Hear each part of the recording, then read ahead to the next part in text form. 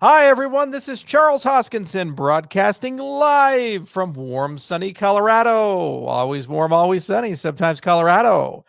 Today is June 21st, 2021. I had a lovely time down in Dallas. Couldn't find Debbie, but still was able to enjoy myself a bit. Went to a Rangers game, talked to a few people, did a few things. And, that's Texas. And the week before, I was in Houston. Not Houston, Austin. There we go.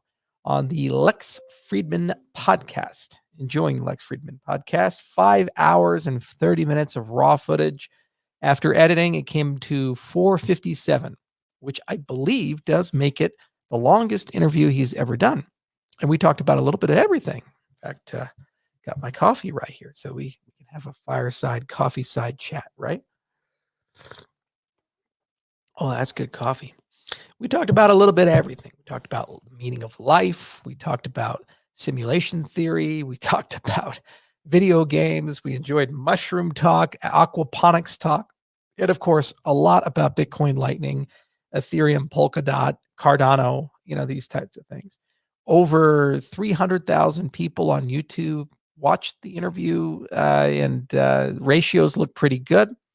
As I mentioned, I'm the Rorschach test of the cryptocurrency space. There's no middle ground at all. The comments range from, "We love you, you're the most amazing person we've ever seen in our life," to, "You're a scam artist, charlatan, pathological liar, piece of shit." And there's no middle ground. No, like, it's okay. No, certainly polarizing. And I just guess that's the way it is. But on the back of that, we got a lot of great conversations, a lot of invitations to do a few things. And all things considered, it was a wonderful rapport. And I really enjoyed talking to Lex.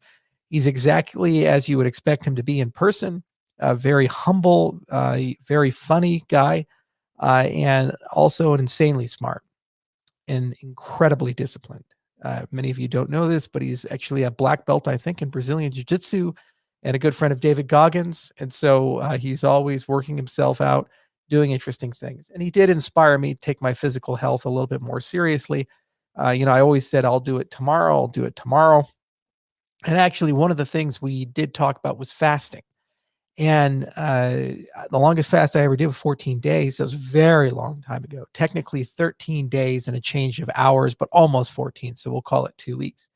So you know what? I think tomorrow I'm going to start a 15-day fast just to see if I can break that. Good to get back into it. I'll give you guys updates probably on a daily basis, probably over Twitter, and we'll just see how far I go. But it'll be a lot of fun. I'll lose a little bit of weight, gain a little bit of clarity along the way, and longest I think I've ever done. And so be good to break that record. And actually, I'm getting some labs done here for some experiments that we're conducting for my biotech company. And what I'll probably do is some comparative labs. So I'll talk to my local doc here and see if I can get a set of labs before and after to see metabolically what 15 days of not eating does to you. God help me. It's going to be fun. Cardano's coming along well. We've been working like bats out of hell. Alonzo Blue is almost done, and we're almost in the Alonzo White era. There's a greater than 50% chance that Alonzo Blue White will be shipping this week. And we're working real hard on the application backend and real hard on the wallet integration, and of course, increasing the verbosity of the CLI. And so basically what we're doing is bringing people in stages. White is significantly larger than blue. Blue was just kind of a dry run to make sure everything was looking good. And white is basically bringing a lot of people in because we've trained a large chunk of people with the Plutus Pioneers program, and we have all these SPOs to play with. And basically, we're going to have them run a bunch of scenarios on the testnet. If all those things are clear, then we'll keep going until all the integrations are in place. And then Purple comes out, and that is the public testnet. And that's actually a DevNet. The point of that is that all these people who assert to have Cardano DeFi, whether it be a DEX or a stablecoin or whatever have you, they're actually now going to be able to deploy against it. So that's still on target, looks like, for July. We'll see. We'll have a nice product show here in a little bit. We always do a Cardano 360, and we'll tell you guys everything we've learned and all the great stuff we've accomplished. And I'm really excited for July. It's going to be an incredible month for the project, and really where all the pieces start coming together. Then we're on the home stretch for Hard Fork Combinator event, we'll just keep going until we get all the T's crossed and the I's dotted, because we always do that. And we'll get smart contracts out. And if we do everything right, just push a button, the event happens, you guys get your new version of Daedalus, and huzzah, pretty cool stuff. Pretty exciting stuff, actually. It's a new era for all of us. Kind of like Shelley was a new era. We'll also have a lot to say about the Shelley Summit. It's going to take place in September. We're going to have the physical part of it at University of Wyoming. I will be there with bells on, as will many other people. And then we'll also make it a digital event like we did this Shelley Summit. So if you can't attend physically, you can attend digitally, and we'd love to do something with community hubs. So we will have a lot to say about that soon. Okay, but enough of me. Let's talk about you, because this is an AMA, and the whole point of an AMA is to have your questions, right? All right. Digital assets as stablecoin. This is probably in reference to the stablecoin paper. Excuse me. Probably in reference to the stablecoin paper that I announced. It's still on target for the end of the month. We're right now writing some Isabel proofs. We're doing some other cool things, and we will, of course, publish that publicly and put it either on ePrint or some other archive, and that will be publicly available in July. So you guys are really going to like it, and we're actually looking at one of the 6 development firms that's currently deploying things on Cardano to give them a fixed cost contract to actually implement that in target for the Goguen launch. Thoughts on the China ban? Well, they do this every season, right? 90% of the Chinese-based hash power, according to the information I have, has been turned off. Shows you that mining is a little problematic, because those data centers are completely at the mercy of the sovereign that they happen to be hosted within. Cheap power comes with problems.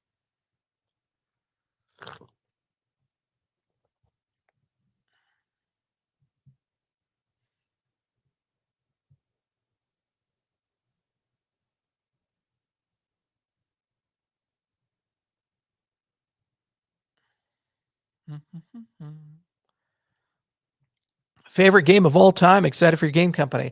As I mentioned, I loved Planescape Torment, the Baldur's Gate series, and Arcanum as 3 really incredible games. There's a lot of games that I played.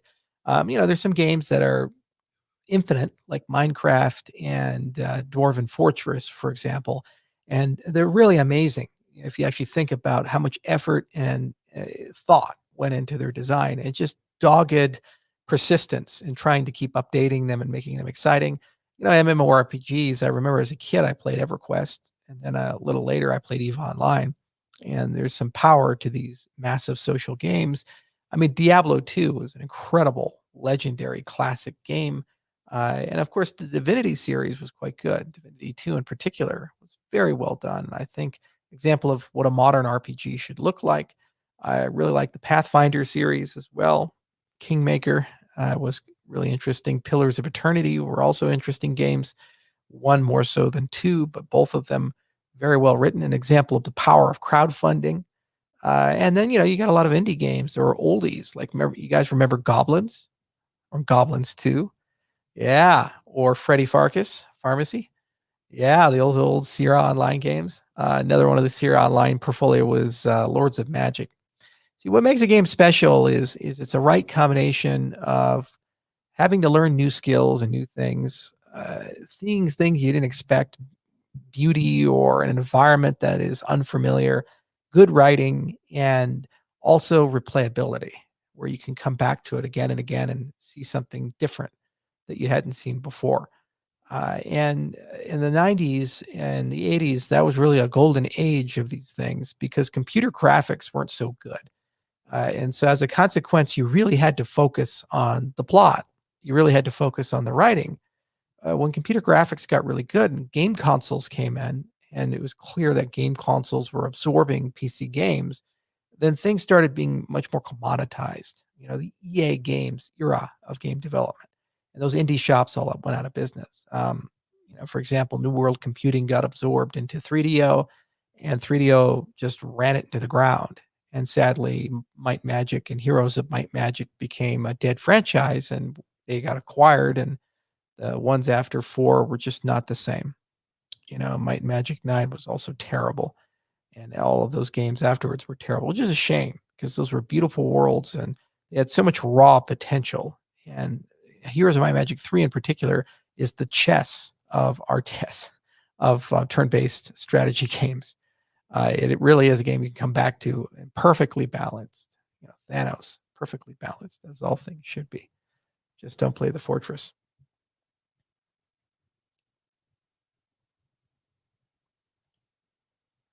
Ron Paul versus Rand Paul. There's no contest at all. Ron Paul. He's the real deal. Will you continue to engage with Mark Cuban? I feel he's a lost cause. Why? If it's a real platform, he'll come and build something. This is an open system. You guys don't need me going out shaking the can for every billionaire or big guy or big celebrity to make people adopt it. People, if it's real, will adopt it on its own merits without a leader.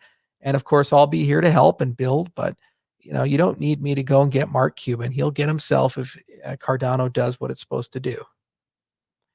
Charles, your thoughts on NoFAP? There's a great video on what I learned about that topic. You should check it out on YouTube.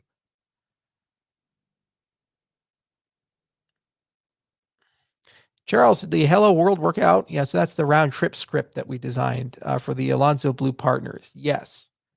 We got one more command line update. And if all things look good, we'll go to white and then we'll have a broader set of experiments that we're going to go ahead and run.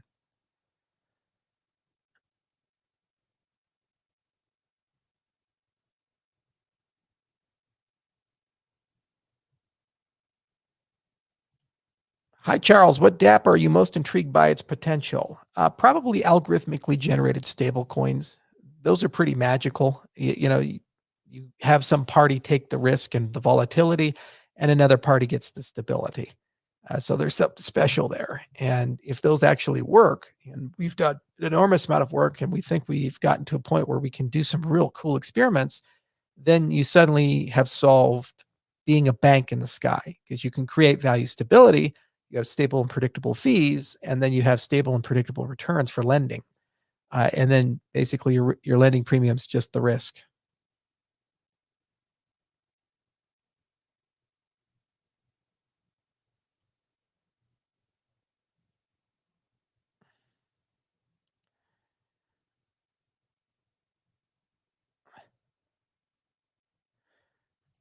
Can't find the NoFap video. Google NoFap, what I've learned. It's a great channel on YouTube.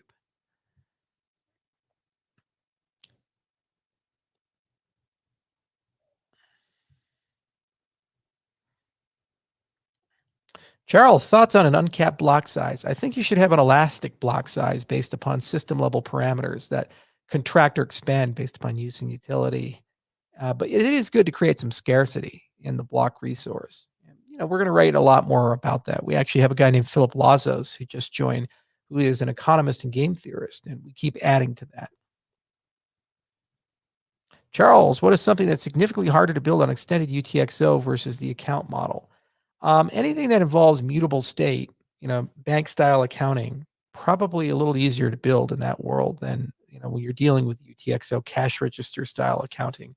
But actually, that's a really interesting question, Denny, and that's something that we're going to answer as we work our way through the Alonzo Purple era, the test net. Because what's going to happen is we're going to notice a lot of questions about how do I build X, and some things will be quite easy and some things will be quite hard. And it's going to be really cool to see what that overlap is. So I'll come back to that question at the end of July based upon feedback that we get from everybody.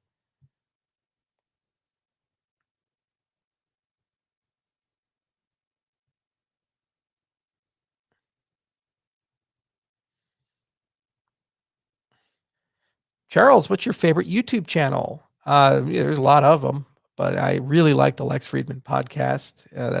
I just see so many amazing people. I enjoy Sam Harris's show as well. I used to go to the Joe Rogan podcast. I really haven't listened to an episode since he moved to Spotify. I haven't worked that into my routine, I guess, and it just feels different. As I mentioned, what I've learned, Kasurja or whatever the fuck that is, that I can never pronounce it. They should change the name. It's unpronounceable for me. There's a lot of really cool animated series and things like that that are like 10-minute explainers for things. I love channels that talk about stuff like history or science or technology or explain things. I enjoy that. There's also Film Cow, who did Charlie the Unicorn and all those other things like Ghost House.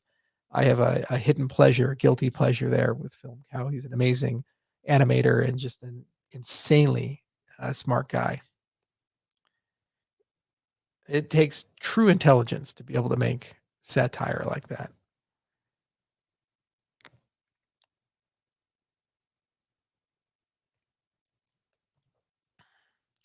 Any thoughts on the Boston Fed's digital dollar? They are going to open source code soon.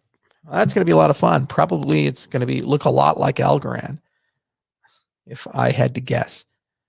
CBDCs are something that we are exploring, and we're going to look more deeply into it second half this year. I authorized the expansion of the Edinburgh Center to include a CBDC research agenda. Emilios, Professor Emilios, he's the one who's going to be leading that effort. He's over at Edinburgh.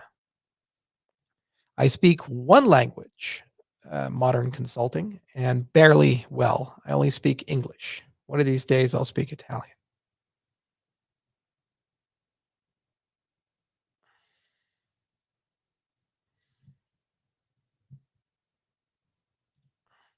Charles, any thoughts on El Salvador? Any communication with the country regarding ADA? Yes, we have been in talks with some officials and parties in El Salvador, and I may do a state visit.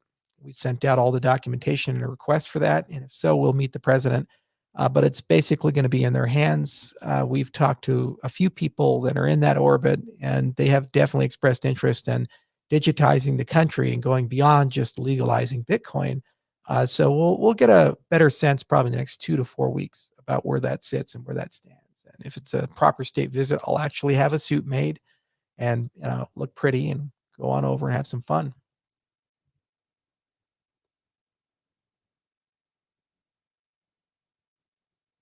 Charles, how are the bison? They're breeding. More than 400 now.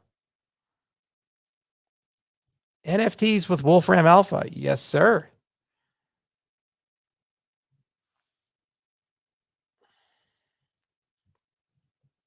Dude, the ADA Facebook page would love to see Sam Harris, Charles Hoskinson podcast. How can we make this happen? Big fan of Sam Harris. I read his book, Waking Up, listened to his podcast. And we'll eventually circle back. Him, Weinstein, and the others. They all have some great stuff.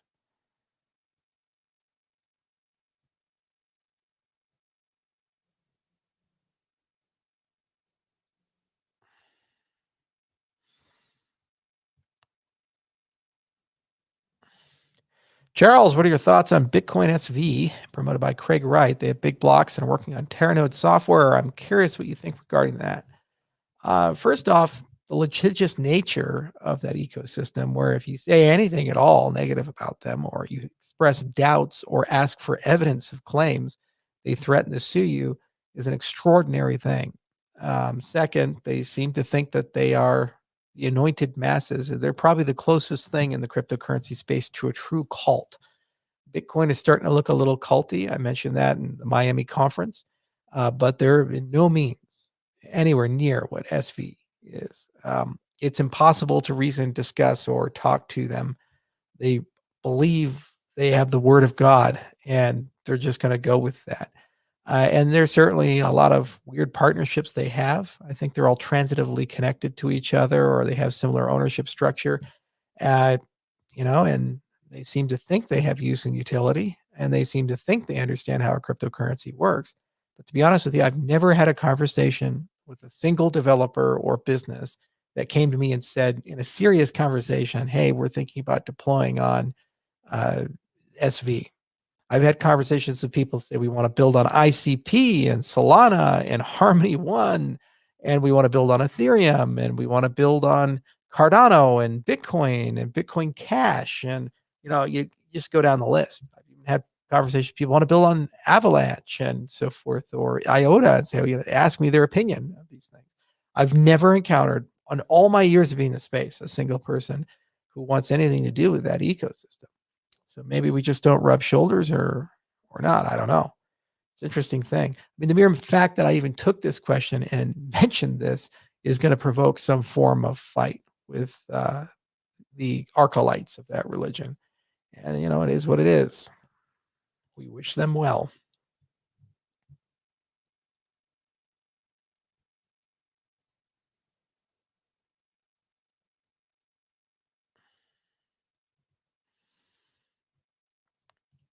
Hi, Charles. What do you think about Tether? They are back at it again. You know, it's one of those matters of will Tether go legit or not? So there's no reality that something at that size, scale, and liquidity can stay in a gray area forever, given that it is a centralized asset. Guys, it's not a dig on Tether, but you have to understand the only reason Tether is worth something is because a centralized company asserts that every unit that has been issued of this Tether asset is linked somehow, some way to an equivalent amount of value, a dollar worth of value sitting in a bank account. That makes them basically a faith-based entity. The whole point of cryptocurrencies is to not be faith-based. Your ADA is not backed by a promise from Charles Hoskinson or any entity for that matter. It is ADA.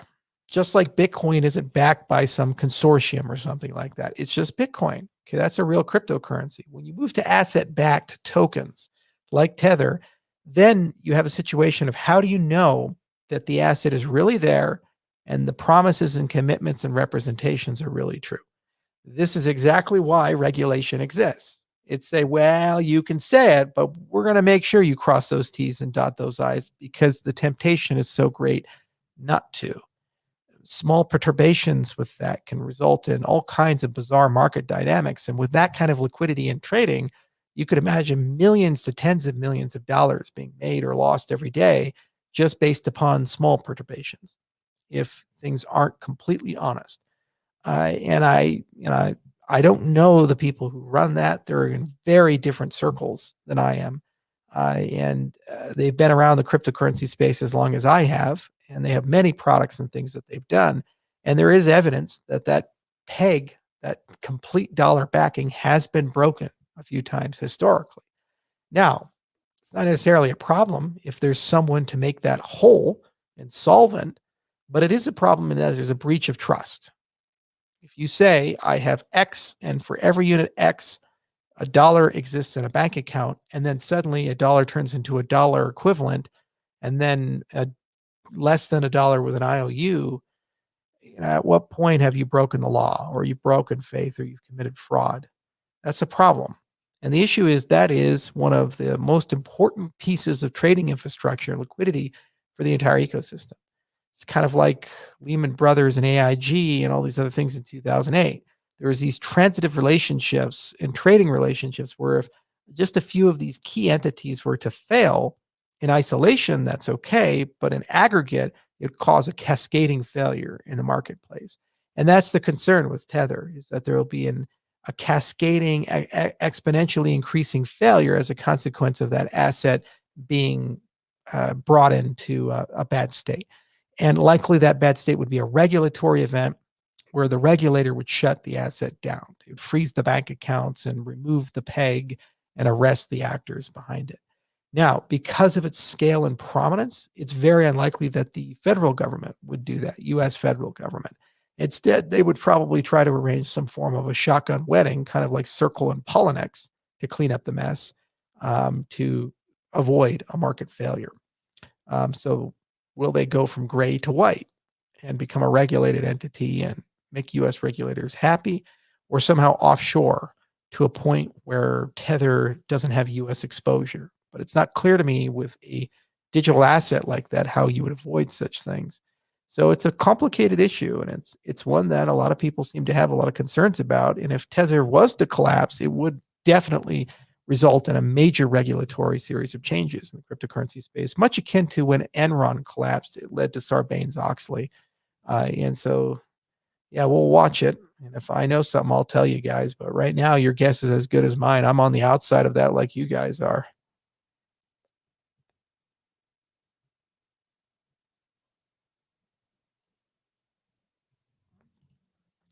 Any words for aspiring mathematicians, Charles, like me? I'd highly recommend you fall in love with problem solving. There's a wonderful book called The Art and Craft of Problem Solving. Read that cover to cover. And if that's your cat's meow, you should probably be a mathematician. If you're bored or don't like it or having a hard time getting through it, you should really ask yourself, do I want to be a mathematician? The other thing is that if you're young and want to become a modern mathematician, then highly recommend you learn about proof assistance. And Lean, Lean from Microsoft is definitely the best. Now, unfortunately, pedagogy isn't so good. I gave $200,000 to Carnegie Mellon University to have Professor Avogad write Lean for Mathematicians. So help is on the way. And by the end of the year or early next year, there should be a textbook for Lean for Mathematicians written by one of the top logicians in the world. Jeremy is an amazing guy, amazing professor, and his writing is just so beautiful. Also, highly recommend that you learn about computation, the theory of computation and proofwriting, and just the nuts and bolts of mathematics are so interconnected to each other these days. And it's very classical mathematical pedagogy doesn't really think too much about recursion and computing and these things. But it turns out that that kind of stuff can help you be a better mathematician these days and think about things a little differently. So starting from the foundations is a real fun thing to do. There's a very old, wonderful book from G.H. Hardy called A Course in Pure Mathematics. It was a turn of the century book. You should probably also read the other book by G.H. Hardy called A Mathematician's Apology, which is a delightful read as well. I really like Hardy's work. I'm a little biased because I studied number theory, and that was his whole thing. The Hardy-Littlewood circle method was used to prove all kinds of cool stuff, like the ternary-Goldbach conjecture and so forth. But yeah, so Hardy's work is really cool. And Zeet's book, The Art and Craft Problem Solving, is a really good place to start. And then learn about proof assistance as well. And then the other thing is, get used to doing typesetting early. So do all your math homework with LaTeX if you can. It's a lot harder. It'll take you 3 to 6 months to get used to it, but it'll pay huge dividends if you're good at typesetting and playing around with those things. If you're an undergrad, study for the Putnam. There's a lot of great Putnam study books and a lot of great problem books in general. Join a problem-solving group. Most universities have math clubs, and they do problems of the week, and there's kind of problem-solving stuff. Lauren Larson wrote a lovely book on problem-solving as well, and just get used to these types of problems. Usually you can measure the complexity of a math problem by how many insights are required to solve that problem. So if you look at the proof size of something, for every few paragraphs is usually one trick. And so you can rate a problem's difficulty based upon how many tricks the problem takes for you to solve. So if you're integrating, like there are a couple of interesting substitutions, and then you do integration by parts, and then you recognize there's a bizarre trigonometric identity that you can use to play around with something, and then suddenly it all just makes sense. Little stuff like that.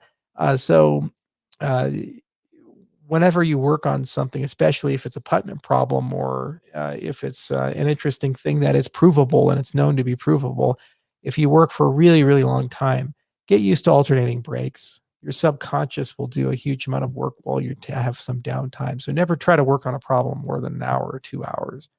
And just put it down for a little bit, go do something else, come back to it. But consistency is key. You have to every single day chip away, every single day do something there, and have fun with it. A lot of great YouTube lectures as well. And you should always try to be a contrarian, at least I was, where, you say, well, why does infinity exist? Really think about it. And there's a great book from Rudy Rucker called Infinity and the Mind, which talks about the topic. And then also look at the paradoxes that exist because of infinity.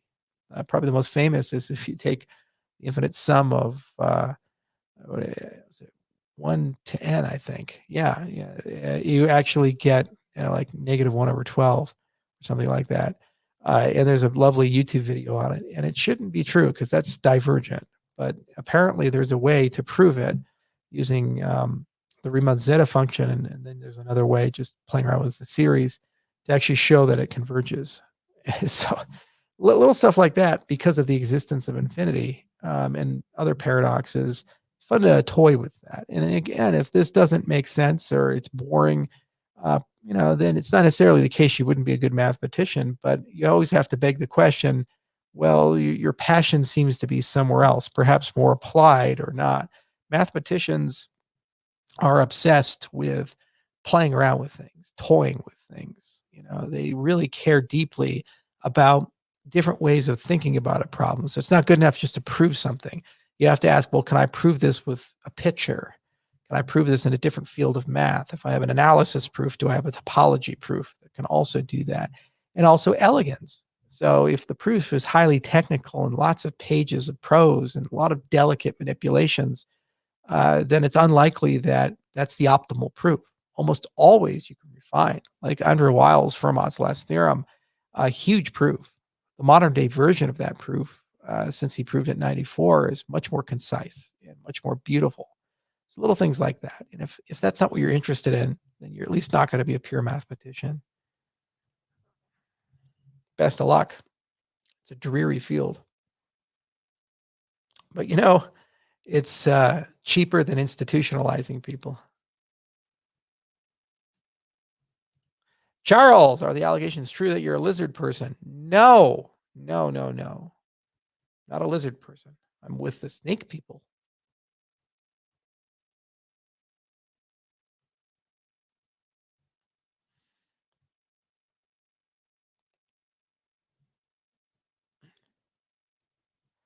Are you still boys with Tone Vase? I think by boys you mean friends. I know Tone. We talk all the time. I'll probably see him at Satoshi Roundtable. He's very cordial and friendly in person. And his whole show's that's his shtick. There's a big difference between Max Kaiser and Tone Vase. Tone Vase is an act. It's a fun act. We have fun. He says it's a scam.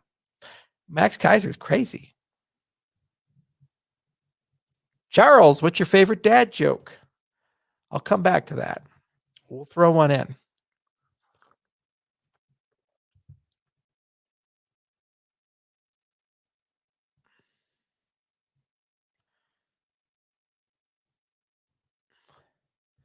Charles, you mentioned fasting. Will this fast only be with water, with fruits, or whatever, or intermittent fasting? You never fast with fruits. Don't add sugar into your fast. It's terrible. It spikes your insulin level. Insulin controls the door to the basement that has your fat. If your insulin level's high, you don't metabolize fat. So if you're on a fast and you keep your sugar levels artificially high, the only thing your body can do is lower your basal metabolic rate and make you feel like shit and weak. If you keep your sugar levels low, then that door opens because your insulin level is low and it can start metabolizing your fat stores. And every pound of fat on this beautiful belly right here is like 3,500 calories. Okay, that's enough for a long time. So don't add fruit. Just do water. Water and snake juice.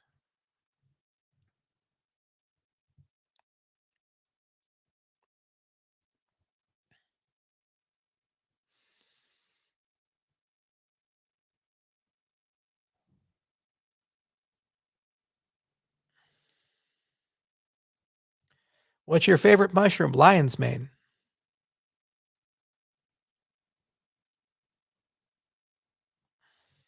Is peer review toxic according to the Cointelegraph article? I read that this morning. I was flying back from Dallas and I was just looking at it and I was like, what kind of an idiot writes an article like this? You guys, they're grasping at straws. The hatred of Cardano is so strong at Cointelegraph that they have to now attack the entire institution of peer review to delegitimize us. First off, peer review is specific to your field. The peer review process for mathematics is radically different than physics, radically different than biology, radically different than gender studies, radically different than computer science. Computer science is the most industrial of all of the peer review processes, done at conferences mostly, not journals. People actually see each other in person and they're much faster. There's much faster results. And a lot of the papers, they always ask, where's the implementation? Where's the industrial application? Not just the theory behind it. Okay, so you have a faster paced thing. You have more intimate, tighter knit relationships. You tend to be collaborating with people in person, and there's a desire for industrial applications. There are no politics there. There's certain academic politics. There's certain publishing circles that may sometimes, not like others, but it's double blind. We don't know who's reviewing, and they don't know who's submitting. The names are ripped off the papers. If you're real clever, you can kind of just by reading the prose, and you've been around a long time, get a sense, oh, that's Agalos's paper, or that's John Katz's paper, or that's an Ara Jewell paper, or a Silvio Macaulay paper. But for the most part, it's a pretty good system, and it works very well. And there's really no case of systemic bias or catastrophic failure that people can point to. There's a lot of peer-reviewed computer science papers that never go anywhere. They're one-offs. They appear in a conference, but nobody does any follow-up work. So what you do is you take a look at derivative work and citation count. So for example, Ouroboros has been cited over 1,000 times. And there's a lot of derivative work, some of which we didn't even do, and a lot of people implementing and building it. Ouroboros Praus is in market. It's running a $40+ billion cryptocurrency. People are using it. Okay, so we have both in-person and we have third-party review. The point of this process is that you have people who are not associated with the product, who have no financial incentives one way or the other, who are truly independent, reading the paper and saying the things here in the paper are novel, interesting, and seem to be accurate. They are not necessarily right. They're not necessarily going to change the whole world, and they seldom do. But somebody independent has looked at the math, looked at the stuff, and is qualified to do so, and has said that this is something that's new, novel, and interesting to the body of literature. That's why a lot of these conferences only accept 10 or 20% of the papers submitted to them. Now, that's very different than, let's say, a gender studies peer review, which has really sullied the entire reputation brand of academia. And there's cases of where people wrote fake papers, and those papers came in, and they went on the Joe Rogan podcast, talked about their entire experience of doing that. And instead of the industry self-correcting and saying, boy, we have some serious problems, we need to have a discussion, they went after the professors who did that, which just shows you that there's not a lot of integrity in that type of a system. But why does anything like that have anything at all to do with computer science peer review? It's a completely different discipline and domain. They don't talk to each other. They don't interact. 9 times, 99 times, 999 times out of 1,000. So we chose it because it doesn't slow us down. It gives you guys independent validation that the things that we're doing are somewhat reasonable. And by citation count, you can see if the academic community agrees or not. And you also can see by derivative works, what type of innovations are done. Furthermore, for a journalist, this is why I was so surprised to see this trash coming out of Cointelegraph. For a journalist looking at this, how the hell do they know the paper's right? Everybody's got a paper. Papers. I got one right there. Here we go. This is a paper from Ben Gortzel, The General Theory of General Intelligence, a Pragmatic Patternist Perspective. Look at all those pages. And, let's flip it open to a random. Oh, there's some mathematical formulas there. There you go. There's some diagrams there. Oh, yeah, there's some prose there. How the hell do we know it's right? Honestly, some guy with a degree in English, you're going to read this whole thing and know what Ben's talking about. This is the culmination of 300 papers and 30 years worth of work. So they have the time to vet that, the skills to vet that. The point of the peer review process is that somebody who's not Ben's friend, who's outside of his circles, who's a domain expert, who has the time and the credibility, has read it, looked at it, and said, okay, there's something here. There's something interesting here. It's like fact-checking an article. That's the point. So why wouldn't journalists love peer review? It makes their job a lot easier. They say, well, these crypto projects are making a lot of claims about random number generation and the fact that they're secure and so forth. How do we know? They say, well, did anybody check the work? And what burden of proof and evidence exists there? Well, there's this 400-year-old thing that all science came from. You trust it for the medicine in your body, for all the airplanes in the sky and the microchips and the electricity and all these things. So there's this corpus of science that exists for this stuff. And that's kind of how we do it. Did anybody use that? Did anybody build from that? No, we can't use that. No, what we should do is say a project should only be judged if they've written code, deployed the code out, and nobody's broken it yet. And here's the thing, guys. The people writing the code are usually paid up front. And if it doesn't work, usually it's discovered 6 months, year, 2 years down the road. And the people who suffer are the people who use the product who are not necessarily the same people who designed the product.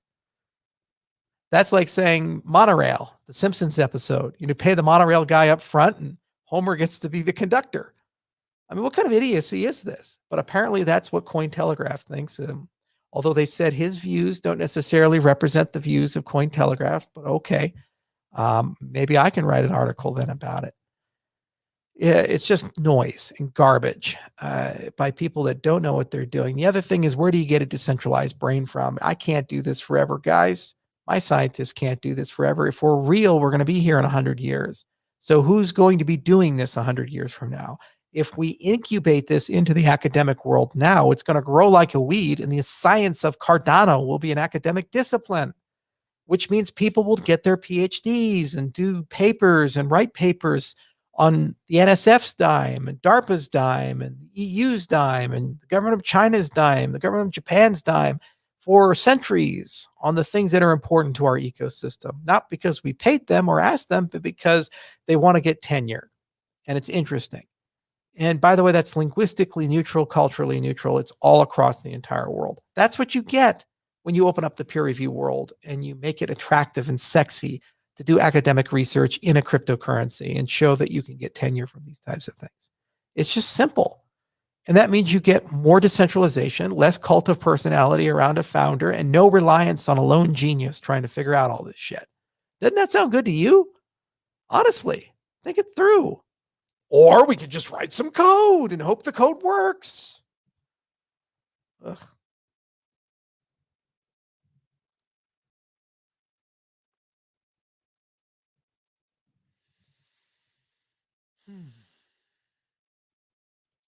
What books would you recommend on learning formal logic? Jeremy Avogad's book that he just published is incredible. Really like Tarski's book on logic. There's a few Dover books on mathematical logic that are quite good as well. But Jeremy's book blows me out of the water because it's a nice hybrid book of computer science and mathematics. And I don't know if it's formally published yet. He sent me an early copy of it. But I'll tweet some recommendations.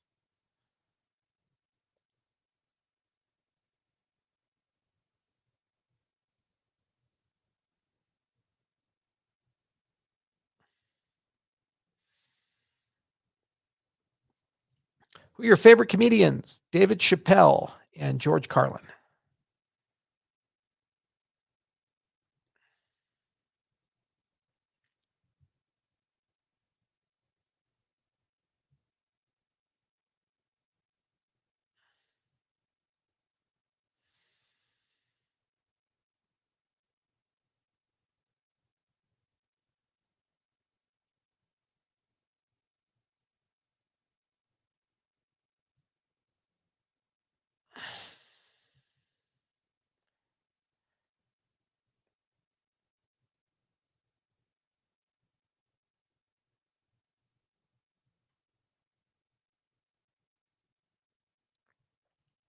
Favorite Stargate character? Ooh, that's an interesting one. Colonel O'Neill.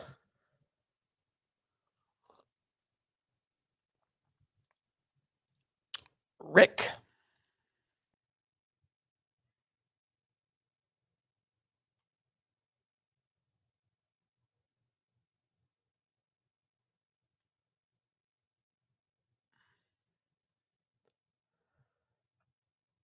Have you ever thought of writing a book? I'm writing one right now. Why do you stay on Twitter given that you're a man of principle? I thought about this a lot. There's been many cases where I've wanted to leave Twitter. The signal to noise ratio increasingly is becoming worse. The censorship deeply bothers me. Why be in a dialogue where people brutally attack you every single day?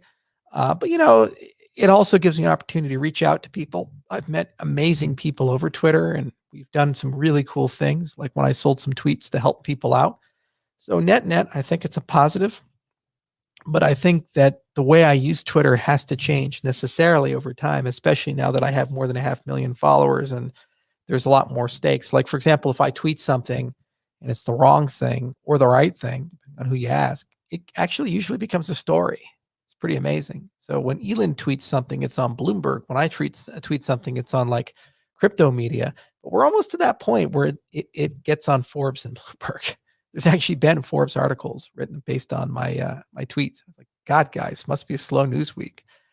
So you have to be really careful when you have that kind of draw on power and platform to use it correctly. And I'm still learning and still trying to figure it out. Some of my worst moments have been on Twitter, and they were unexpected. And in hindsight, they're just dumb things. But what can you do? And some people in the cryptocurrency space have formed their entire opinion of me based on some tweets that I've had. They know nothing else. They just said, well, I saw this tweet and he must be this way. I've seen some people complain when I told someone to go fuck themselves after they mocked the death of a dozen people at a supermarket that I shop at. It's extraordinary to me. That part of the story is always left out. It's not okay to mock or trivialize or diminish the day of a mass shooting where people died getting groceries. That's just not okay. Any normal person who does that, if I was their employer, I'd call them in the office and sit them down, have a real conversation with them and say, why should I have you continue working for me? I don't want a person who thinks this way to represent me. This is not okay. But that's okay for him to do that. It's not okay for me to go fuck yourself when they do that. Sold a tweet, donated a tweet to charity to the victims of the shooting. That is also not mentioned, on Reddit or other places. So, it's a tough space. It really is. Social media is a tough thing, and people have no empathy at all. And when you become a public figure, you just have to accept that people will hate you who have never met you, never worked with you, and know very little about you. And when I say hate, they have a viscerally negative opinion. And they will confirmation bias whatever they can to justify whatever the opinion is. It's got to a point where I could save Vitalik's life. He could be drowning, and I could jump in and grab him and pull him out. And then if they mention on Ethereum Reddit, all the comments will be negative. It's just how it is. That's who these people are. On the other hand, you get to meet people you'd never have a chance to meet before. I met Vasil, and I went to Bulgaria because there's Alfred's Hotel over in Barcelona. There are many amazing people who are doing incredible things in the space, and I only get to know them because of social media. So you have to balance those things out between the good and the bad and the ugly, and you can't do too much of any. It's also tremendously addictive. It's a dopamine rush. There's always something new, always something coming at you. And so you have to moderate it so you don't spend too much time on it. From Geoffrey Miller, will mushroom farming be an important food source for Mars colonies? I think there's much more fundamental things that we're going to have to resolve when we talk about colonizing Mars. The gravity is a lot less. The environment is not sustainable for human life. It's a lot further away from the sun. So you first have to say, is Mars terraformed or it's not? And are you living on the surface of the planet, or are you burrowing in and living inside of the planet? Probably significantly easier if you can't terraform the planet to have people dig into the Earth, into the deep down inside Mars and live a few hundred feet under the ground. You wouldn't have to worry about radiation. You wouldn't have to worry about surface conditions, and it's much easier to build a contained environment if that's your goal. But then you're living in caves. You're living underground, and is that a good thing? Is it a bad thing? Well, I guess it depends on how good your virtual reality is, and how good you can make that living environment in that area. Mushrooms are a great food source, but if we're at a point where we can terraform a planet or colonize a planet like Mars, I imagine that synthetic biology will have evolved enormously as well, and likely we'll have designer organisms that we create specifically to assist in the terraforming and colonization of Mars, or perhaps even change the environment of the planet.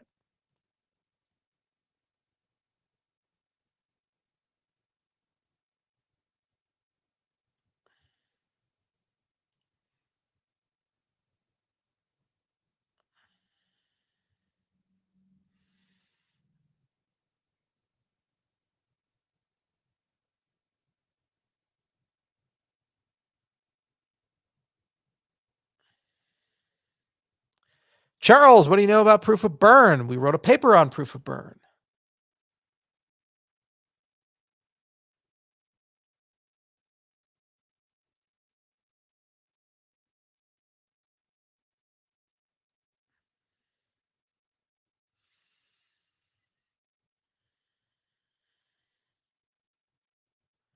Charles, what are your thoughts on gain of function research? This is an interesting one. I watched an interview yesterday specifically on this topic. It is just extraordinary to me that you can take already very deadly things like avian flu or hantavirus and then say, hey, how do we make these things more transmissible or actually allow human-to-human transmission? And this is research that's permitted.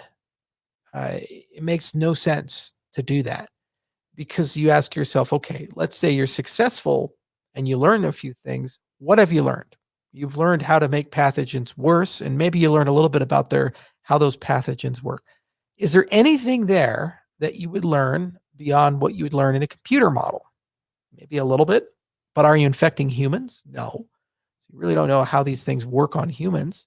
Okay, so infecting animals? All right, maybe, but you're not going to infer as much from that. So maybe your animal studies give you a little bit more than your computer studies would, but then you say, okay, that's it. That's all we learned.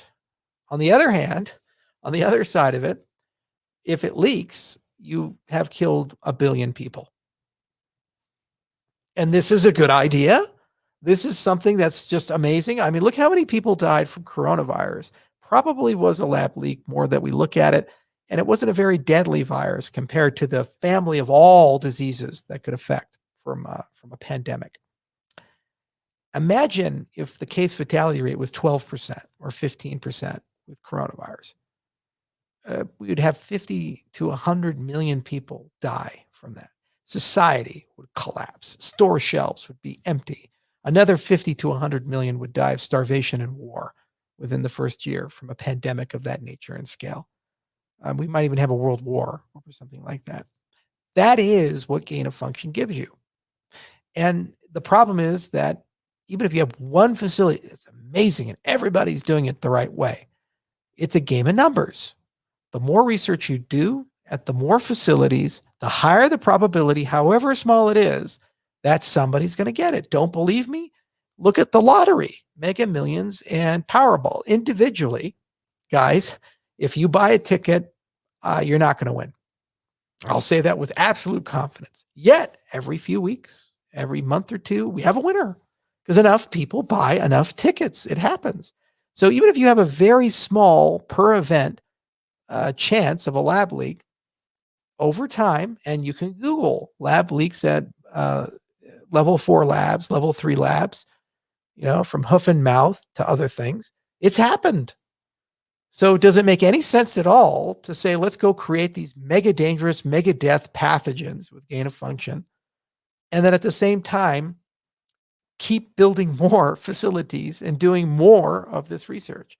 Eventually, somewhere, somehow, either someone's going to screw up or a person's crazy in the head and they decide that it's time to end the human race. Don't believe me? Look at the guy flying the airplane, the pilot flying the airplane for, I think it was Lufthansa or one of their derivative companies. And he was flying, I think, around Germany, Switzerland, France, somewhere in that area. And he decided, because he was depressed, to crash the plane himself, killing all the passengers. People go crazy. And the scientists go crazy. I remember many years ago in Colorado, we had the Dark Knight Returns, and there was a shooting down in Colorado, a mass shooting with a crazy person who thought he was the Joker. Now, that particular person was a graduate student in neurobiology down at University of Colorado at Anschutz. Now, what if that same mentality is there, but it's applied towards a bio researcher? These people are friendly. They're not military people. They eat together. They talk together. They're very chummy. If somebody has malicious intent, they can do something to infect themselves or smuggle the pathogen out. And it just takes one person. The lab leak at Wuhan, if it happened, likely was either they were playing with bats or they did something in one of the rooms. They got infected. Maybe they were asymptomatic or had a mild infection, didn't think they were infected, didn't care, and went to the wet markets to get something to eat. Coughed on somebody, coughed on food, touched the utensils, someone else touched their face. It's out. That's it. It's all it takes. And you've killed 1 billion people. So why in God's name would we not regulate this type of research and really ask significant and serious policy questions about it? This is why the most recent episode of Lex Friedman, he had a guest on who talked about this at length with both Sam Harris and with Lex. And I tweeted, this is the most important Lex Friedman podcast he's ever done. General intelligence, AI, this type of stuff, it's 30, 40 years out. Maybe it's a threat, maybe it's not. It's easy to see how it would be. When we talk about designer bugs in organisms, it's here today. We're doing it today. They took avian virus H5N1 and they made it human transmissible. A 60% case fatality rate.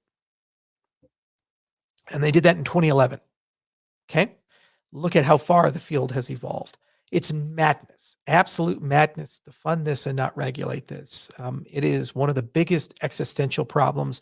And the fact that we can't even be intellectually honest about the origins of coronavirus tells you that the world is not prepared for this type of research at all.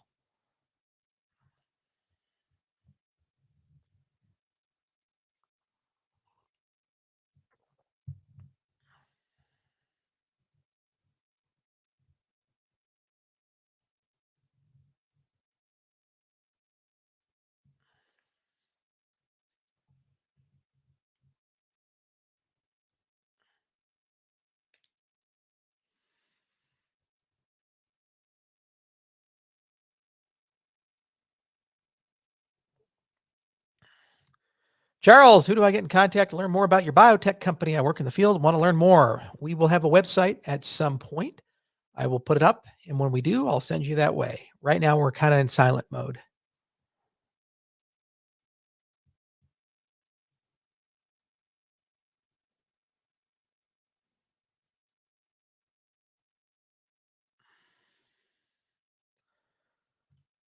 Charles, security video lecture update. Am I the only one of your 220,000 subscribers that has not forgotten about it? Maybe after Alonzo. I have not forgotten about it. I'm going to redo the video. There's actually a Udemy course that I do not have the time to take specifically on InfoSec. I also have a book on information security on my desk. I'm going to go through both and also talk to a few people. I have copious notes. I got about 70 emails specifically about that lecture. And there's a lot of InfoSec professionals that reached out to me and said, hey, there are some easier things to do, or perhaps maybe a little bit better for the end user. So now that I have all these notes, it's going to be easy to do the revision of the security lecture update. All the material's still good, and keep you real secure, but I think there may be a more graceful way of accomplishing what I wanted to do in that video. Still a good video, though.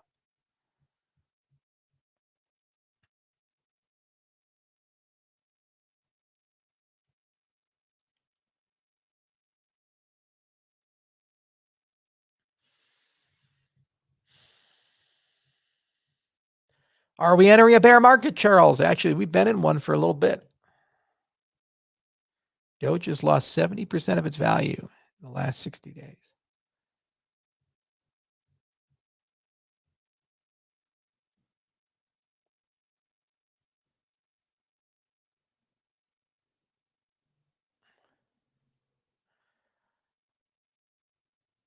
I sold all my ADA today. Well, good for you, sir. Hope you buy yourself a sandwich. Make sure it's got meatballs on it. Big, spicy meatballs. A little bit of sausage, too.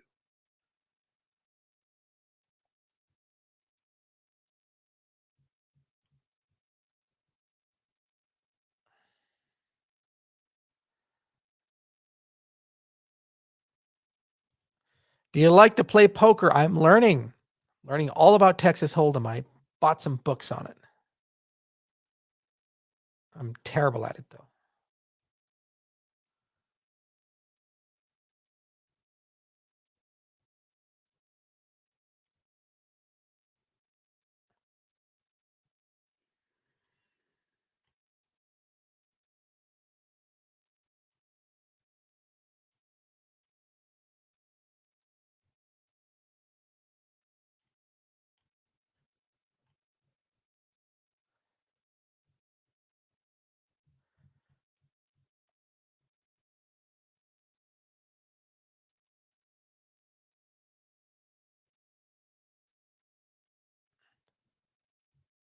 Come on, guys, give me some interesting questions, huh?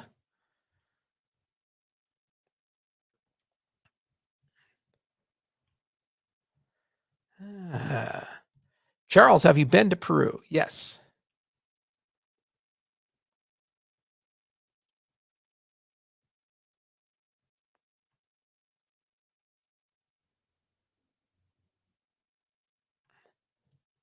What are your thoughts about Austin, Texas? Would you ever live there? No. I'm a Wyoming and Colorado boy.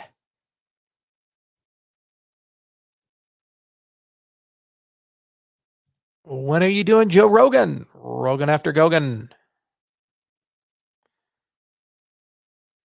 Did you used to code Minecraft plugins? The only plugin I ever modified was for Minecraft version 1.2.5.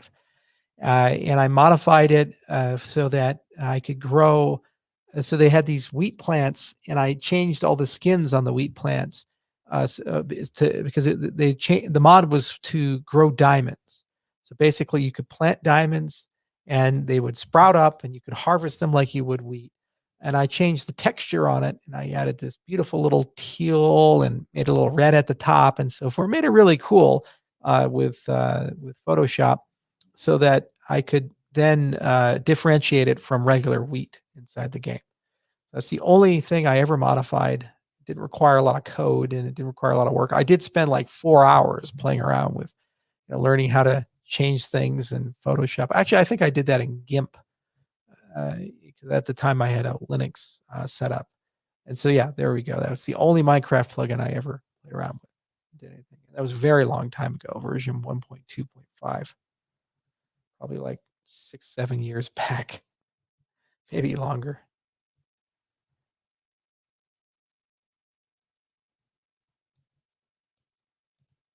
BMW or Mercedes? Neither. Audi. Audi-sa. I drive a Lamborghini. Got an Audi.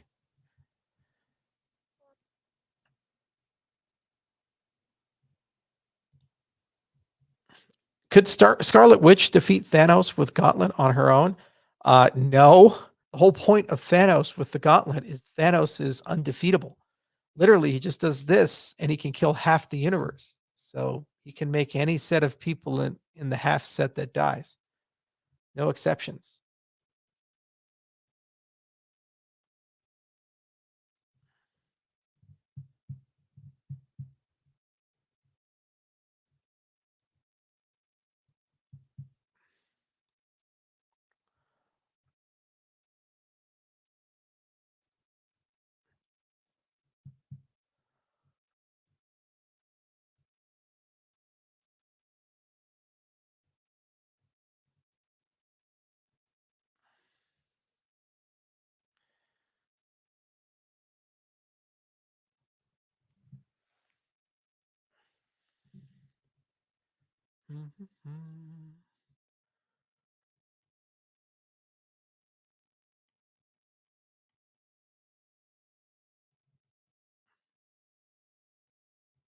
How was Freya the dog? Very good. Starting to wander. Great Pyrenees do that. And that's always a challenge. Favorite EverQuest expansion? That's a good one. The Moon, Lucian, or whatever it was, where they introduced the little cats. That was always fun. I had to change my graphics card to be able to play it.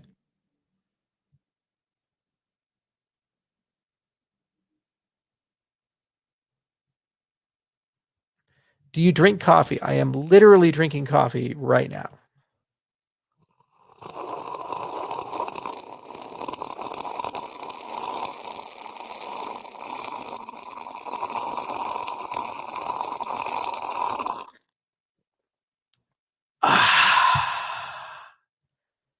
Do your doggies have names? Prince and Piper.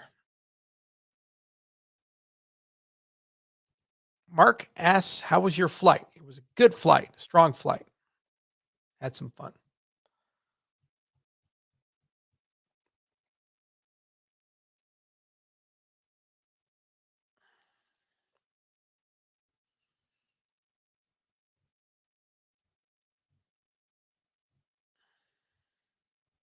Is Starbucks overrated? I have not drank at Starbucks in a few years. I just don't think their values and my values align anymore. I used to be a huge Starbucks fan. 12 years. Venti mocha frappuccino with whipped cream. 12 years. I haven't drank there since 2020.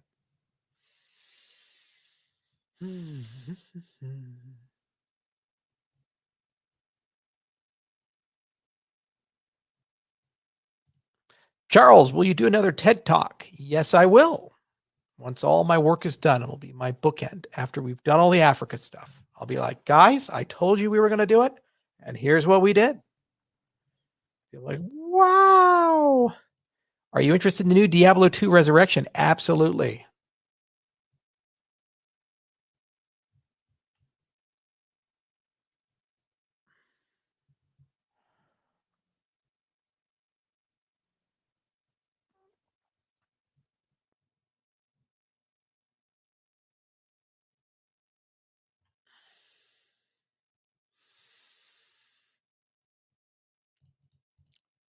Would you open an office in Miami if they became crypto friendly? They already are crypto friendly. I spoke with the mayor of Miami, wonderful guy.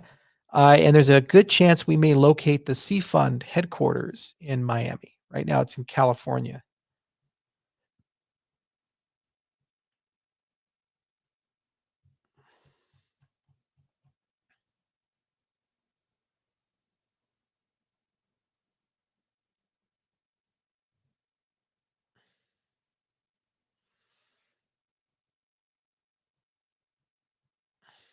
When can we expect the Mastering Cardano book? I just had a call this morning on Mastering Cardano. Jim Caldwell is doing a great job.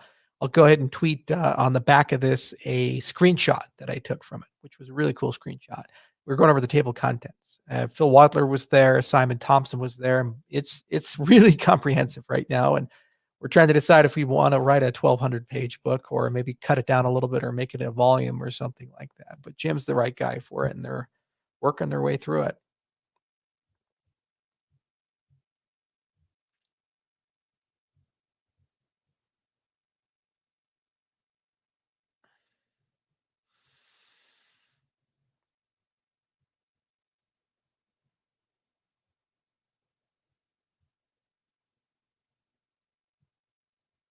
Have you played Age of Empires? Yes, I have. Favorite campaign was the Babylonian campaign in Age of Empires 1. You start off with just the priest, work your way forward.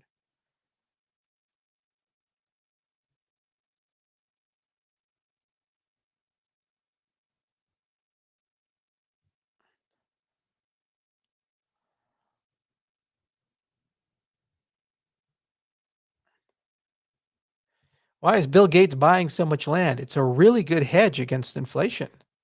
And guys, it's not that expensive. When you're of that kind of level of wealth, buy 10, 20,000 acres per year. You wake up in 10 years, 20 years, you have 100,000, 200,000 acres of farmland, and then you just start making money from it. I got an 11,000 acre ranch. It's not that hard to start accumulating these things at that wealth level.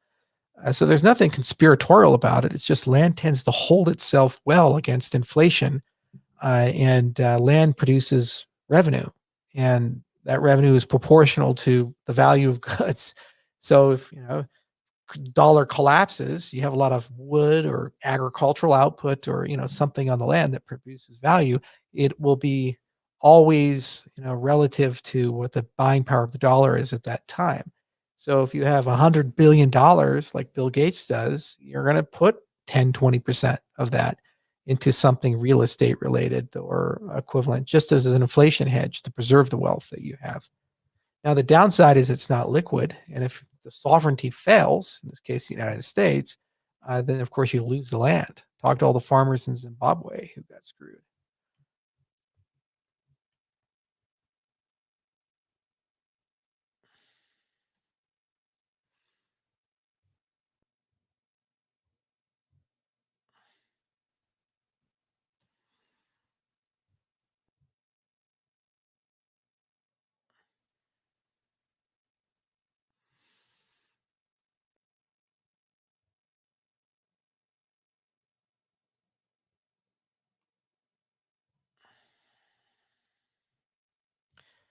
When you say land, do you refer to farming land or rental properties? Well, both.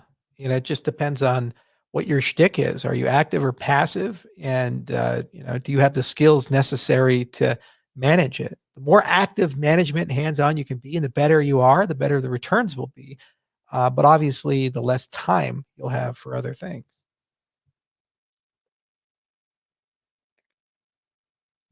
Have you ever met Linus from Linus Tech Tips? I'm a fan of his show. I really like him. He's a cool guy, but I've never met him. I want to.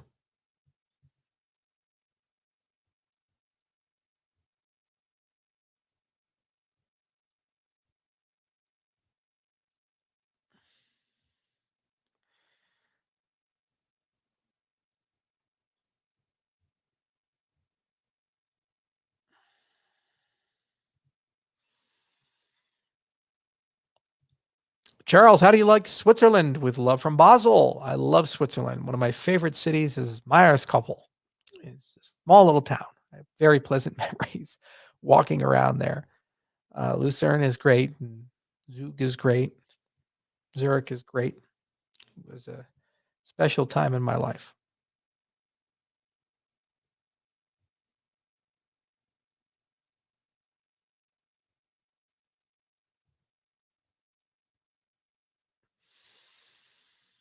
Hmm.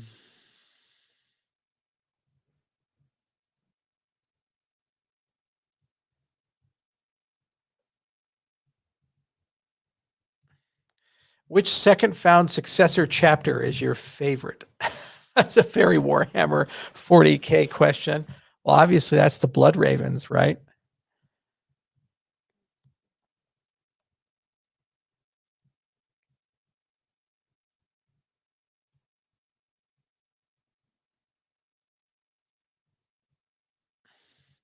Do you want to buy an island, Charles? The only island I'd ever consider buying is Lanai if Larry Ellison sells it.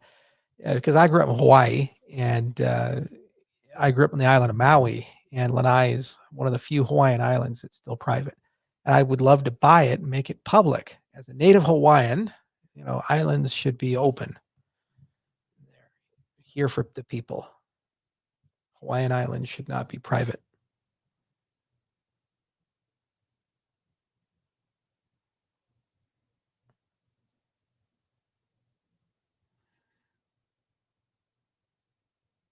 Are you excited for the Dune movie? Is Lento the second the best god emperor of the universe? Hmm? Hmm? He plotted his own death so that humans could be free.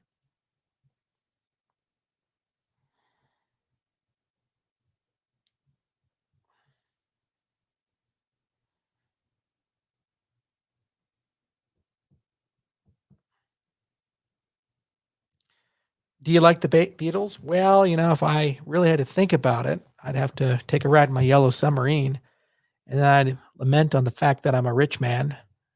But then, I'd probably meet somebody and let them drive my car. You know, maybe their name's Jude. I could say, hey, Jude, you want to ride my car? And of course, I'd have that silver hammer. They scratched it.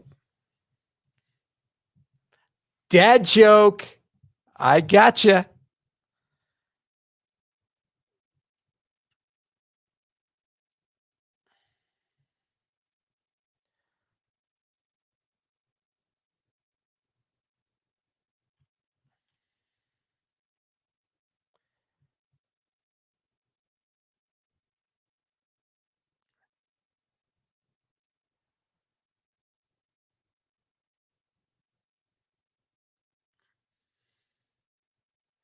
Why do people really hate Ada? Ada is what they see. If they don't like me or they don't like themselves, that's what they see. Ada must be bad.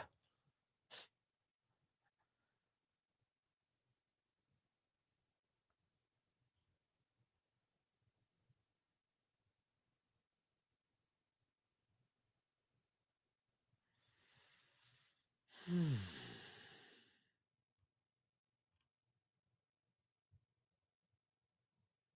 Charles, are we on the road to serfdom? Yes, we are. As long as inflation continues to increase, the money printing continues to be unconstrained, we are on the road to serfdom.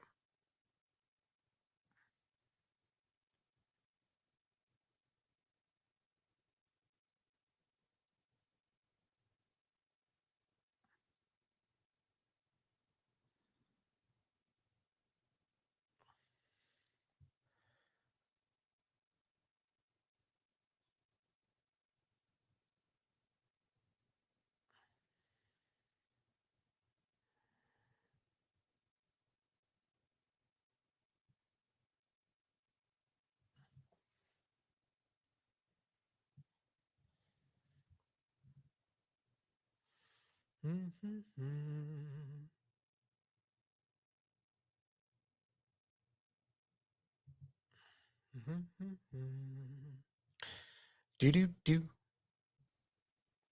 Okay. Well, I'm going to cut it loose here because it's been a very long day and I got some work I still have to do. However, as always, we go to Kiva. And for those of you who are new, Kiva is a microfinance platform. And Kiva is where you can go to lend out to someone who needs a hand. And they're all over the place. They can be in Pakistan or Palestine, or they can be in Nigeria, all kinds of places. So what I'm going to do is kill the video stream. I'm going to log in. And then after I do that, here we go. Just make sure that that's not there.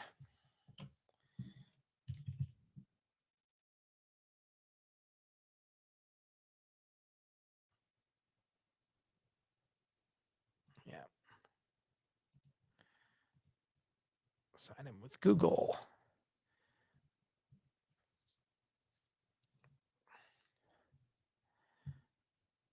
Okay, there we go. And then we're going to go ahead and start sharing again. Share screen.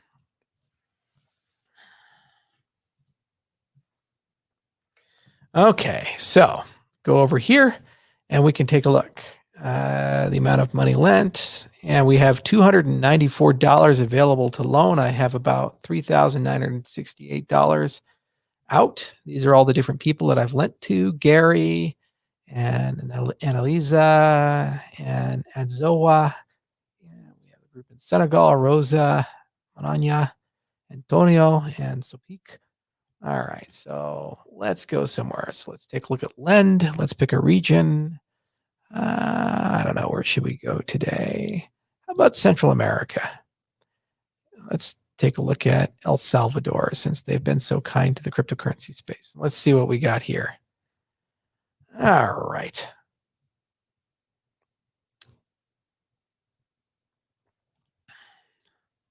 Let's take a look at her. Okay, so Maria Santos. She's 80 years old. She's a widow. Granddaughter lives with her at her house. Maria is a small store selling staple goods. She began her work, desire the need to generate income. She needs a loan to buy juices, soda, cookies, and other treats to sell at her store. Well, Maria, let's go ahead and give you your full amount that you need. Let's proceed. All of it.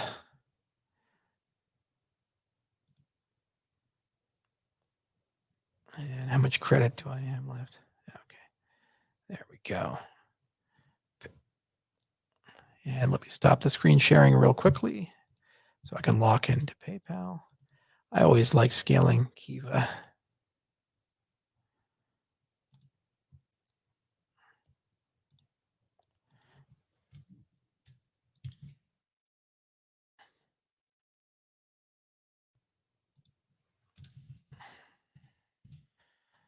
Okay, there we go.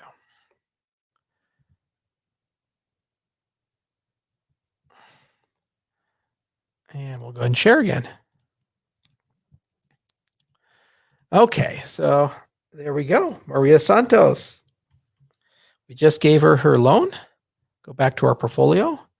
And there she is. Congratulations, El Salvador. Let's hope that those cookies sell and that she has good fortune. And one of my goals is that we'll have a stable coin on Cardano soon and a peer-to-peer lending set up on Cardano soon. I'll be able to do all of this from a Cardano application right in the browser. And not only will it be a donation like it is with Kiva, because the best possible outcome is getting the money back, I'll actually be able to get a decent return from it. It means that we can do tens or hundreds of millions of dollars of loans every year. Until next time, everyone, this was always a lot of fun. I enjoy it. Sorry it couldn't go a little longer, but I'm very tired. It's been a long day. I've been up since 6 a.m. and got more work to do. I'll be up till midnight, maybe longer, and an early morning meeting. So until next time, thank you so much for listening. I always have fun. Cheers.